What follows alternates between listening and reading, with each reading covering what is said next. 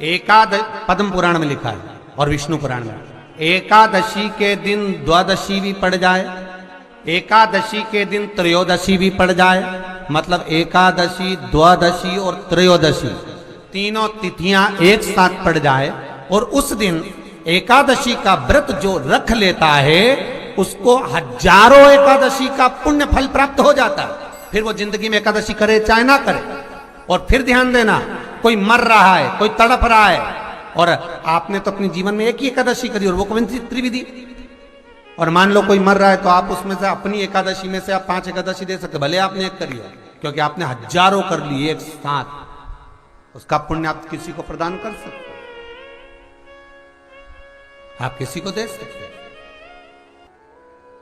नहीं तो हमारे यहां तो शिव महापुराण, विष्णु पुराण कहती है, श्रीमद वल्लभाचार्य जी वर्णन करते हैं, मेरे वल्लभ कहते हैं कि वल्लभ कुल की एकादशी करो, भले बकरी जैसे चरो पर एकादशी करो। हमारे यहाँ तो शास्त्र कहता है एकादशी का व्रत भी करो तो मुंह उतार के मत करो रे। कोई फूल अगर मुरझा जाता है तो भगवान को नहीं दिया जाता, कोई फल बेकार हो जाता है भगवान को नहीं दिया जाता। तुम्हारे व्रत वाले दिन तुम्हारा मुंह उतरा रहेगा तो भगवान जितना एकादशी के दिन भगवान का ओम नमो भगवते वासुदेवाय का जाप करें, या अपने गुरु मंत्र का स्मरण करें, जाए जो मंत्र आपके हृदय में समाहित हो, श्री शिवाय नमस्तुभ्यम, ओम नमः शिवाय, राम कृष्ण शिव, जो मन पड़े उसका भजन करें, पर दिल से करें। जितनी देर करते बने उतना देर करें। माला पकड़ने की भी जरूरत नहीं कि माला पकड़ के बैठो, तो घटकी जिब्या से जप लो नहीं जी वही उत्तम ही पूरा हो जाए, वही बहुत है। एकादशी का उद्यापन बड़े महीने में माघ शुक्ल एकादशी के दिन, माघ का महीना हो, शुक्ल पक्ष की, जम के बोलिए एकादशी हो, प्रयास करना कि आप उद्यापन करें, भले 5, 10, 11, 12 जितनी एकादशी हो जाए, 26 हो जाए तो ज़्यादा अच्छी है, नहीं तो आप करें तो माघ महीने की शुक्ल पक्ष की एकादशी के दिन आप उद्यापन करें, प्रयास रखें, प्रयास रखें। बड़े महीने के अंतर्गत जो उद्यापन, हाँ चतुर्मास के अंतर्गत उद्यापन नहीं होता एकादशी का, बहुत ध्यान दीजिए तुम्हारा। ये जो जिनको थायराइड की प्रॉब्लम हो जाती है ना, थायराइड की बीमारी हो जाती है, उसको भी कुछ नहीं करना चाहिए। जहां पर शंकर भगवान की छोटी लड़की अशोक सुंदरी, आपको भी स्थान बताया था कथा के शुरू में, अशोक सुंदरी की जगह पर शहद से ओम अंकित कर दीजिए। कैसे करना है? मात्र शहद से ओम अंकित कर कर भगवान शंकर के ऊपर जल चढ़ा दीजिए, नीचे पात्र लगा लीजिए, उसी पात्र में शहद और उस जल को, अभिषेक का जो पानी है, जल है, उसको झेल लीजिए। उस पात्र को लेकर केवल द्वादशी तिथि के दिन दोपहर में 12 बजे उस पानी को पीना चालू कर दीजिए। 2-3 द्वादशी तिथि करिए, थायराइड की बीमारी में आराम लग जाएगा, बिल्कुल कहीं जाने की जरूरत नहीं।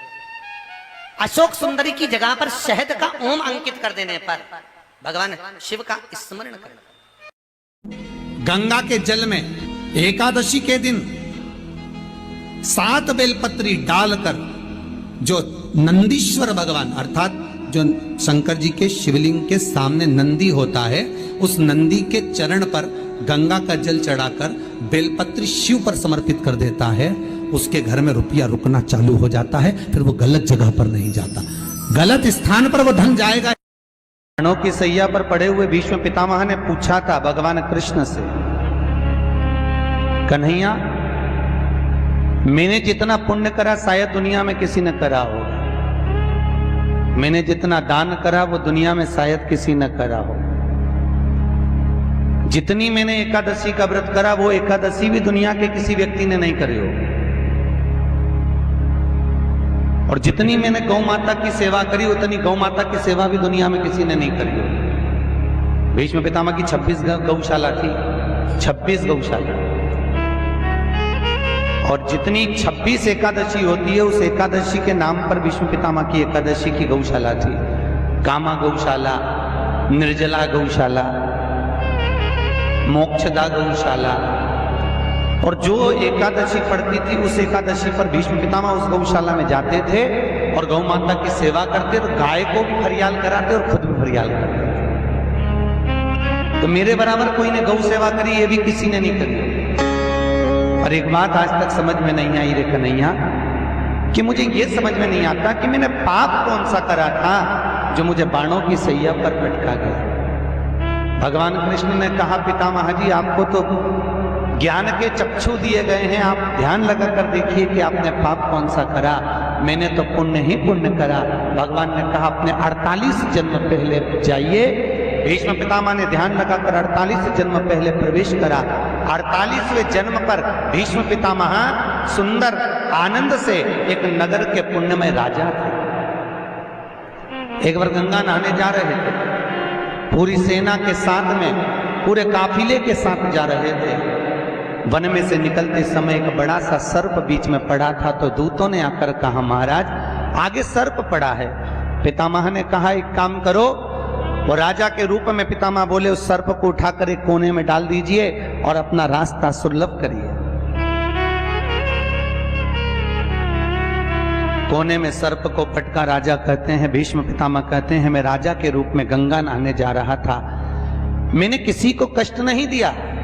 भगवान कृष्ण ने कहा, अब यहां तक की कथा तो आपने कह दी, अब आगे की कथा मुझसे सुन लो।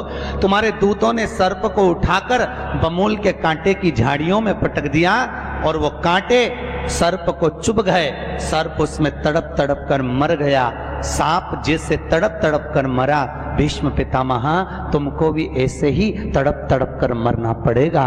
ये कर्म का दंड मनुष्य को भोगना पड़ता। शिव महापुराण कहती है, जैसे भीष्म पितामह का थोड़ा सा पाप बाणों की सैया पर पटका, उसी तरह शिव महापुराण की कथा में वर्णन किया वेद व्यास जी ने कि हमारे 7 जन्म के पुण्य, हमारे दादा परदादा परदादा के भी दादा के पुण्य की जब गुल्लक, जैसे बच्चा गुल्लक भरता है, 1-1 रुपया इकट्ठा करता है, और जब गुल्लक फोड़ता है तो कोई अच्छी चीज लेकर आता है, बड़ा सा गिफ्ट लेकर आता है। उसी तरह जब हमारे दादा परदादाओं की पुण्य की गुल्लक भराते भराते उनके बच्चे भी पुण्य की गुल्लक भरते हैं, भरने के बाद जब गुल्लक फूटती है तब जानो कि अपने परिवार में शिव महापुराण की कथा होती है। ये पुण्य की गुल्लक भीष्म पितामह ने जितनी एकादशी करी, शायद दुनिया में किसी ने इतनी एकादशी नहीं करी। तो भीष्म पितामह ने जो एकादशी करी, उसका पुण्य भीष्म पितामह को देना। क्या करना पड़ेगा? पितामह के लिए अर्जुन से कहो बाण छोड़े, पितामह के शरीर को वो बाण छुएंगे, लगेंगे। दुनिया को लगेगा कि भीष्म पितामह बाणों की सैया पर पड़े हैं, पर भीष्म पितामह बाणों की सैया पर नहीं। पितामह ने जितनी एकादशी करी है, वो सारी एकादशी बाण बनकर भीष्म पितामह को अपने हाथ पर झेल लेगी, उसको मरने नहीं देगी, पटक। जिसको इतने सारे बाण चुभे हैं उसको कितना कष्ट होगा, पर भीष्म पितामह का पूरा शरीर देखो, पूरी कथा देखो, भीष्म पितामह की महाभारत को उठाकर एक एक पर्व को पढ़कर देखना, उसमें भीष्म पितामह बड़े आनंद से बाणों की सैया पर पड़े। द्वारकाधीश पूछ रहे हैं, मरते क्यों नहीं हो? दर्द नहीं हो रहा? कष्ट नहीं हो रहा? भीष्म पितामह कह रहे हैं, मुझे तो लगता ही नहीं कि मैं बाणों की सैया पर हूं, मुझे तो लगता है जैसे मैं मेरी मां की गोद में सोया हुआ हूं। एकादशी ने भीष्म पितामह को झेल कर रखा था। एकादशी शिव कथा कह रही है। कोई चिढ़ रहा है, चिढ़ने दो, कोई अपशब्द कह रहा है, कहने दो, कोई आड़ा टेढ़ा कह रहा है, कहने दो, कोई कुछ भी बोले तुम्हें मतलब। कि जो शुक्ल पक्षी की एकादशी के दिन शास्त्र कहता है, घर के बुजुर्गों को, घर के बड़ों को, जेठ जेठानी हो, सास ससुर हो, घर में जो तुम्हारी उम्र से बड़ा हो, उसको एकादशी के दिन फूल या पीली चने की दाल या पीला वस्त्र, कुछ भी पीली सामग्री आज घर के बड़ों को देना चाहिए। क्यों देना चाहिए? तो शिव महापुराण की कथा कहती है कि जो शुक्ल पक्षी की एकादशी के दिन पीली वस्तु का दान दे देता है, घर के किसी ब्राह्मण को देने नहीं जाना, किसी मंदिर में देने नहीं जाना, आपके ही घर में, आपके ही घर के बड़ों को कोई सी भी पीली चीज का दान कर सकते।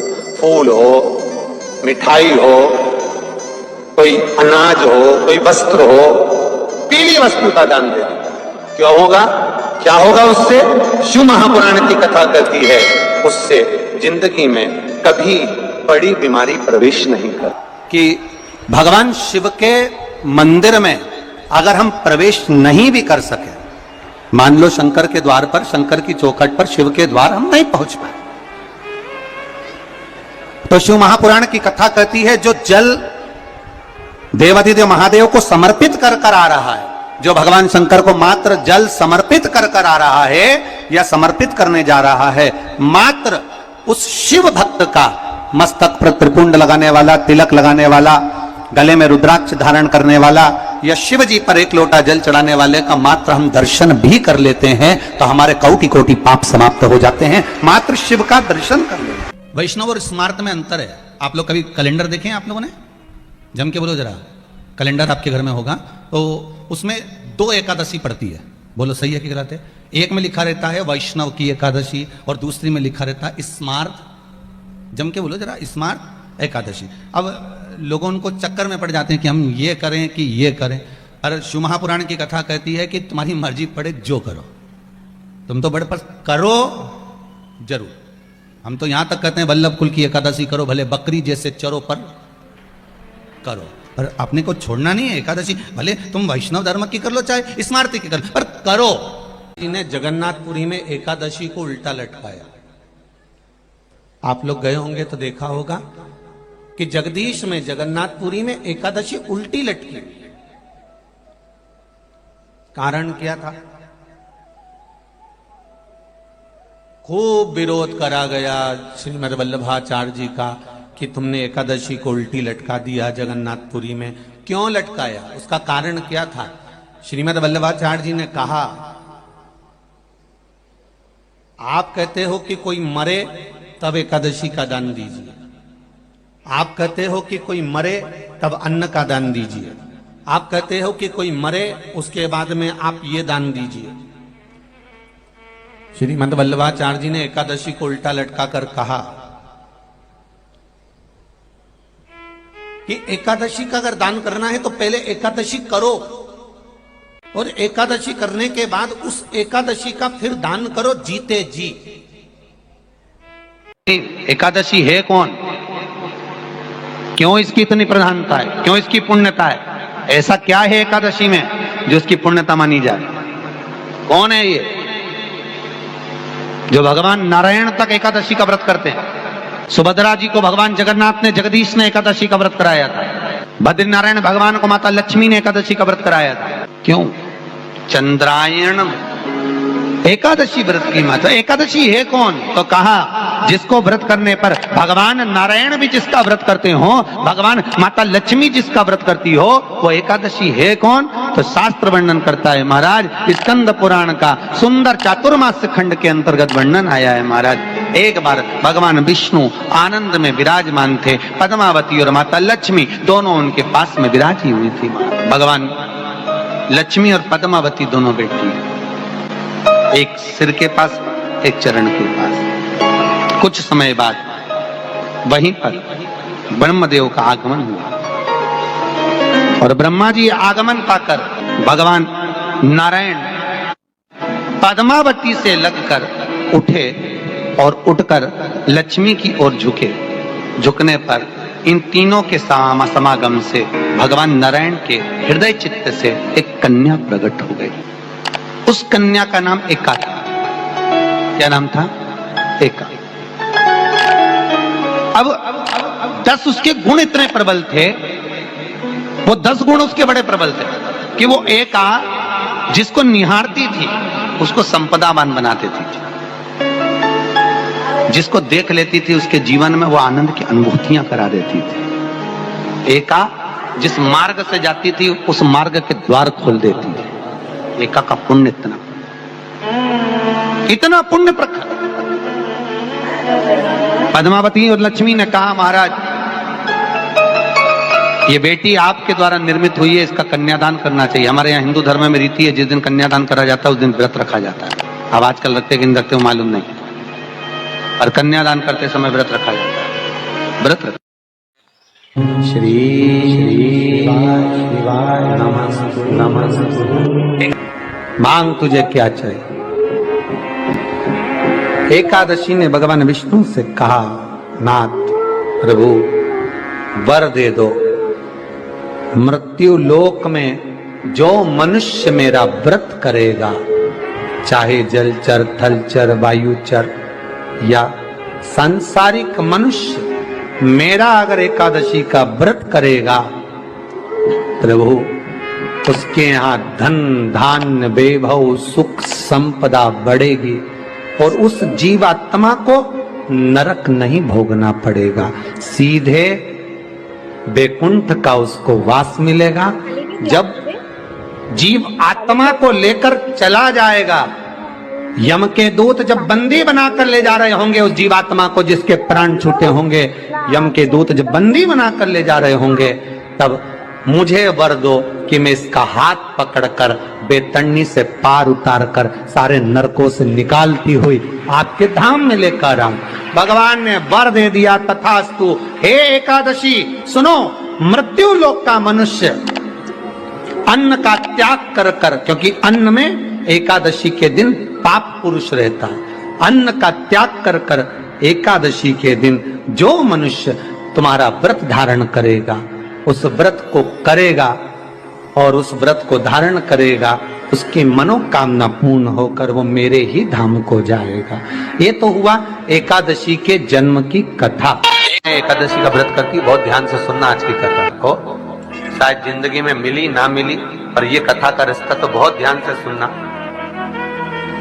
स्कंद पुराण यहाँ तक कहती है कि इस कथा के चरित्र को जो श्रवण कर लेता है उसको 26 एकादशी करना भी नहीं पड़ती, इस एकादशी की केवल ये कथा सुनकर ही वो तर जाता है। बहुत ध्यान से सुनना इसको, कथा को। एकादशी के दिन जब आप जल शंकर को चढ़ाने तो रोज ही जाते हैं, जब एकादशी का दिन रहे और शंकर जी के मंदिर में आप जल समर्पित करें तो 3 बार मुख से स्वधा स्वधा स्वधा या स्वधा स्तोत्र का पाठ, जिसमें 12 श्लोक, 2-4 हैं। पैसा तो आ रहा है पर घर में टिक नहीं रहा, डॉक्टर में, पुलिस में, एक्सीडेंट आदि में, कहीं गलत जगह पर व्यसन में अगर पैसा जा रहा है, जुए में, मांसाहार, मदिरा पान, या कहीं आया पैसा, पैसा आने में कमी नहीं, आ रहा है पर टिक नहीं रहा, रुक नहीं रहा। कोई मांगने आ गया, दे दिया, फिर वहां से अपने पास नहीं आ रहा, अपन कह रहे हैं भैया हमारा पैसा लौटा दो, नहीं आ रहा। तो महाराज शिव महापुराण की कथा कहती है, एकादशी के दिन गंगा के जल में मात्र 7 बेलपत्री डालकर जो नंदीश्वर भगवान अर्थात जो शंकर जी के शिवलिंग के सामने नंदी होता है, उस नंदी के चरण पर गंगा का जल चढ़ाकर बेलपत्री शिव पर समर्पित कर देता है, उसके घर में रुपया रुकना चालू हो जाता है, फिर वो गलत जगह पर नहीं जाता, गलत स्थान पर वो धन जाएगा ही नहीं। आप अगर श्री शिवाय नमस्तुभ्यम का जाप कर रहे हो, प्रतिदिन आपके मुख से 11 बार 21 बार श्री शिवाय नमस्तुभ्यम मंत्र निकल रहा है, भले काम करते करते निकले। शास्त्र कहता है 1 वर्ष 11 दिन जिसके मुख से 11 बार प्रतिदिन श्री शिवाय नमस्तुभ्यम मंत्र का जाप निकलता है, वो मंत्र सिद्ध हो जाता है और उस मंत्र से वो अपने जीवन को सुखी कर सकते हैं। एकादशी के दिन कभी तुम बद्रीनाथ चले जाओ, एकादशी के दिन तुम द्वारका चले जाओ, एकादशी के दिन तुम तिरुपति चले जाओ, एकादशी के दिन तुम जगन्नाथ चले जाओ, एकादशी के दिन तुम्हारी मर्जी पड़े भगवान के किसी धाम में चले जाओ और भगवान को भोग लगाओ और उनकी थाली को झांक कर देखना, उसमें चावल जरूर मिलेगा, उसमें ऐसा नहीं है कि चावल नहीं मिलेगा। बद्री नारायण में भगवान को चावल का भोग लगा हुआ मिलेगा, द्वारका में चावल का भोग लगा हुआ मिलेगा, आपको जगन्नाथ में चावल का भोग लगा हुआ मिलेगा, तिरुपति में मिलेगा, द्वारकाधीश में मिलेगा, नाथद्वारा में मिलेगा, सांवरिया सेठ में मिलेगा, काकुरोली जी में मिलेगा। आप जहां जाओगे वहां पर एकादशी के दिन भगवान को चावल आएगा, क्योंकि भगवान के लिए परहेज नहीं है। जो काम में डूबा हुआ है, जो आसक्ति में डूबा हुआ है, जो लोभ में डूबा हुआ है, जो वासनाओं में डूबा हुआ है, जो तृष्णा में डूबा हुआ है और जो माता के गर्भ से जन्म लिया, एकादशी के दिन चावल उसको नहीं खाना। एकादशी और द्वादशी के दिन हमारे हिंदू धर्म, हमारा शास्त्र कहता है, हमारे शास्त्र हमारे वेद डॉक्टर वर्णन करते हैं कि पीपल के पत्ते को अगर एकादशी और द्वादशी के दिन एक तांबे के पात्र में गला कर रख दिया जाए और उस पानी का आचमन 3 बार करा जाए तो जिसकी नाड़ियां चोक भी हो जाती है, डॉक्टर बोले इसका बाईपास करना पड़ेगा, उसको केवल 3 आचमन पानी एकादशी और द्वादशी को पीपल के पत्ते का कराया जाए तो अंदर की नाड़ियां भी खुल जाती हैं। भगवान का एक नाम है अघोर। ब्रह्मा जी को दर्शन दिया, अघोर मतलब सिद्ध नाम। और बहुत ध्यान से सुनना भाई, बहुत प्रयास कर लिया आपने, कामना सिद्ध नहीं हो रही। 1 लोटा जल, एक जल का पात्र लीजिए, उस जल के पात्र को लेकर उसमें थोड़ा सा लाल चंदन डालकर बेलपत्री के वृक्ष के नीचे और देवादिदेव महादेव को चढ़ाना प्रारंभ करें। उसके बाद में 1 लोटा जल स्वच्छ फिर शिव जी को श्री शिवाय नमस्तुभ्यं हम बोलकर आपकी कामना कहकर भगवान शिव पर अघोरेश्वर महादेव का नाम लेकर आप चढ़ाना प्रारंभ करिए। बाबा आपका कार्य 3 महीने के अंदर पूर्ण कर देगा। सबों ने एकादशी और द्वादशी इन 3 तिथियों पर एक रोटी में थोड़ा सा मीठा रखकर सोमक पितृ का नाम लेकर यदि गाय को खिला दिया जाता है तो अगर कोई पूर्वज प्रेत योनि में भी पड़ा हुआ होता है, भटक रहा होता है, जिसको पिंड नहीं मिला, जो अचानक मर गया होता है, अधोगति में चले गया होता है, उस जीव की मुक्ति दशमी, एकादशी और द्वादशी ये 3 दिन सोमक पितृ का नाम लेकर रोटी में पूरी में मीठा रखकर अगर गाय को खिला दिया जाता है ये 3 दिन तक, तो वो पितृ कभी भटकते नहीं है, उनको मुक्ति प्राप्त हो जाती है, मोक्ष में। ध्यान से आज की कथा सुनना कि एकादशी का आपसे आपके बच्चे पूछेंगे, मम्मी हम भगवान विष्णु का दर्शन करते हैं, हम राम जी का दर्शन करते हैं, हम कृष्ण भगवान का दर्शन करते हैं, हम भवानी माता का दर्शन करते हैं, हम शंकर जी का दर्शन करते हैं, हम सारे देवी देवताओं का दर्शन करते हैं, पर ये एकादशी माता तो कभी नजर ही नहीं आती। पूछेंगे कि नहीं पूछेंगे कि तुम जिस एकादशी का व्रत करते हो इनका जन्म कहां से हुआ, कहां जन्मी थी? एकादशी की जन्म स्थली कहां है? भाई भगवान कृष्ण की जन्म स्थली तो मथुरा है, श्री राम जी महाराज की जन्म स्थली बोल दो जम के अयोध्या है।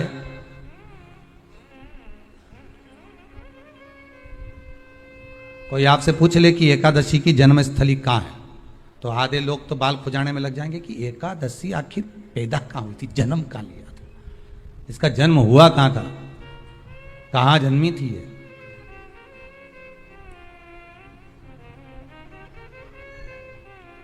इसका जन्म स्थल है कहां? और अगर मान लो जन्म स्थल एकादशी का है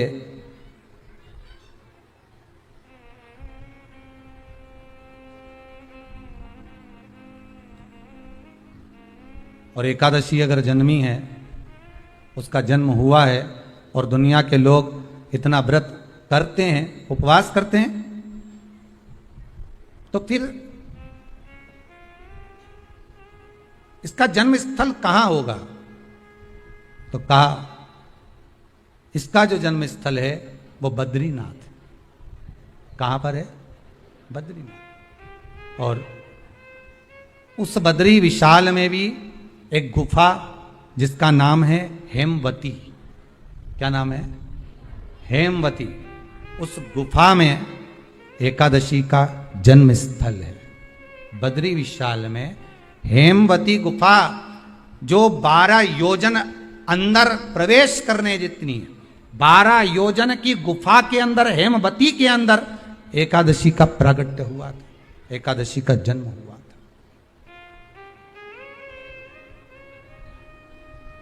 अब तो बता सकते हो ना कि कोई पूछे कि राम जी का जन्म अयोध्या में हुआ, भगवान कृष्ण का जन्म मथुरा में हुआ। पूछ ले मम्मी तू इतनी एकादशी का व्रत करती है, एकादशी का तू व्रत करती है और सबको करा देती है कि वल्लभ कुल की एकादशी करो, भले बकरी जैसे चरो पर एकादशी करो, और सबको एकादशी कराया। तो कोई पूछ ले कि एकादशी का जन्म कहां हुआ था, तो आप कह सकते हो कि बद्री विशाल में, हेमावती में, बद्री विशाल के हेमवती गुफा के अंदर जो 12 योजन की गुफा है, उस गुफा में एकादशी का जन्म हुआ। कब हुआ? जन्म होने का कारण, राम जी के जन्म होने का कारण था रावण का संग्राम। भगवान कृष्ण के जन्म होने का कारण था कंस का संग्राम। नरसिंह भगवान के जन्म होने का कारण, प्रकट होने का कारण था हिरण्यकशिपु का संग्राम।